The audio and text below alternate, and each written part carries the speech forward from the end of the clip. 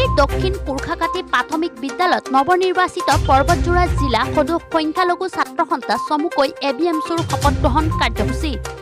উপস্থিত থাকে কেন্দ্ৰীয় সভাপতি আশৰাফুল ইছলামৰ লগতে উপসভাপতি হাকিম আলী। আজি বিটিএডিৰ পৰ্বতজোৰা জিলা সদৌ বিটিচি সংখ্যালঘু ছাত্ৰ সন্থা চমুকৈ এবিএমছুৰ নৱনিৰ্বাচিত সমিতিৰ শপত গ্ৰহণ দক্ষিণ কুৰ্খাকাটি প্ৰাথমিক বিদ্যালয়ত অনুষ্ঠিত হয়।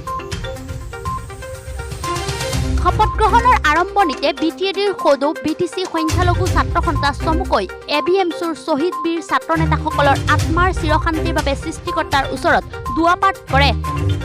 নৱগঠিত পৰ্বতজোৰা জিলা সভাপতি হিচাপে শপত গ্ৰহণ কৰে ছিদ্দিক আলী তালুকদাৰ আৰু সাধাৰণ সম্পাদক হিচাপে শপত গ্ৰহণ কৰে জাকিৰ হুছেইন মোল্লাকে ধৰি ৩১জনীয়া সমিতিয়ে আনুষ্ঠানিকভাৱে শপত গ্ৰহণ কৰে।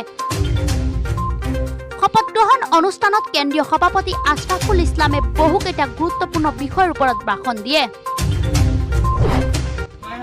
আজি সদৌ বিটিচি সংখ্যালঘু ছাত্ৰ সন্থা এবিএমছুৰ পৰ্বতজোৰা জিলা সমিতিৰ নৱগঠিত জিলা সমিতিৰ শপত বাক্য পাঠ কৰা হয়।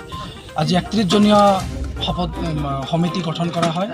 সমিতিৰ সভাপতি ছিদ্দিক আলী আৰু সাধাৰণ সম্পাদক জাকিৰ হুছেইনক আজি আমি ৩১জনীয়া কমিটিক লগত লৈ আমি শপত বাক্য পাঠ কৰাওঁ।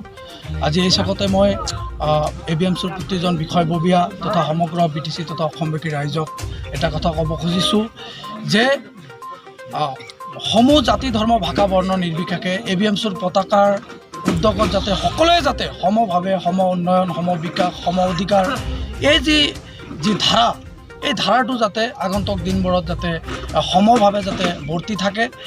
বিটিএডিৰ বুকুত এবিএমছুৱে যি ধৰণে এবিএমছুক প্ৰতিষ্ঠা লাভ কৰাৰ পিছৰে পৰা আজিৰ তাৰিখলৈকে এবিএমছুৰ উদ্যোগত যি ধৰণে ৰাইজৰ সাৰ্বিক আৰু সৰ্বাংগীন উন্নয়নৰ কাৰণে ধাৰাবাহিকভাৱে কাম কৰি যোৱা হৈছে, অন্যায় অত্যাচাৰ অবিচাৰ নিৰ্যাতন নিষ্পেষণ এই সমগ্ৰ বিষয়খিনিক লৈ এবিএমছুৱে এক পৰিত্ৰাণৰ যি মাধ্যম এই মাধ্যম হিচাপে দিনে নিশাই কাম কৰি আহিছে।